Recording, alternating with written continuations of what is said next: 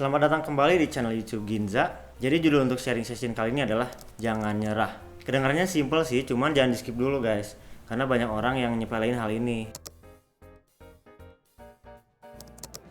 Jadi kenapa saya kepikiran untuk bahas topik ini adalah karena saya baru baca buku yang menarik nih. Judulnya itu Think and Grow Rich dari Napoleon Hill.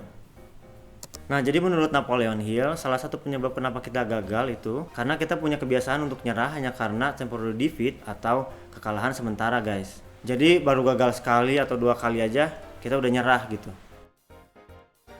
Di buku ini diceritain seseorang yang kita sebut saja namanya Darby. Jadi saat itu di tahun 1850-an itu terjadi yang namanya Gold Rush di Amerika. Jadi Gold Rush ini adalah era di mana di Amerika itu lagi booming-boomingnya orang untuk nyari peruntungan dari emas atau tambang emas. Nah, si Darby ini adalah salah satunya.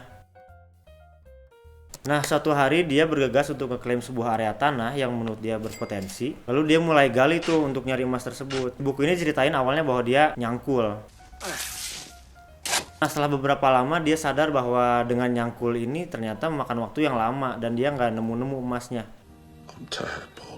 Jadi dia kepikiran untuk beli mesin drilling atau mesin bor. Nah, pulanglah dia ke kampung halamannya di Maryland, di mana dia ngumpulin tetangga dan kerabatnya dan dia nyeritain tentang peluang ini. Lalu si Darby ini ngajak mereka untuk invest bareng beli mesin. Mesin dibeli dan dibawa ke lokasi, lalu mulailah mereka melakukan proses penggalian pakai mesin.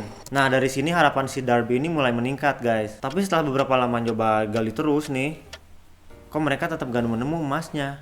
Where's the money, Lebowski? Nah, singkat cerita, akhirnya mereka nyerah. Nah, minimal mereka pengen modalnya balik nih.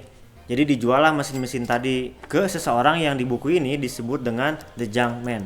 Nah, si Junk Man ini ternyata pinter guys. Jadi dia sewa seorang ahli tambang. Lalu dia minta si ahli ini untuk menganalisa tanah yang tadi digali si Darby. Nah, ternyata menurut si ahli ini guys, bahwa si Darby tadi udah deket banget ke sumber emasnya. Jadi dari titik terakhir di mana si Darby ini menyerah sampai ke sumber emasnya itu hanya berjarak 1 meter guys. Gila kan? No, God, please, no. Lalu si Jungman ini mulai penggalian lah pakai mesin yang tadi baru dia beli. Dan bener aja dia nemu emasnya nggak jauh dari titik terakhir. Dari situ si Jungman ini untung jutaan dolar.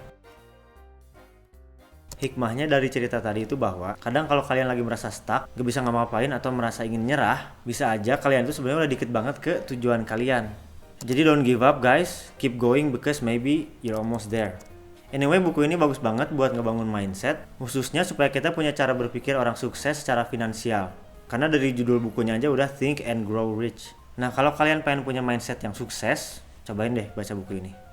Sebagai penutup, saya mau ngingetin aja bahwa kita bikin channel ini bukan buat ngajarin guys, karena kita juga masih sama-sama belajar. Jadi kita hanya mau sharing aja insight-insight yang menurut kita bermanfaat dan layak untuk di-share. That's it for today and see you later.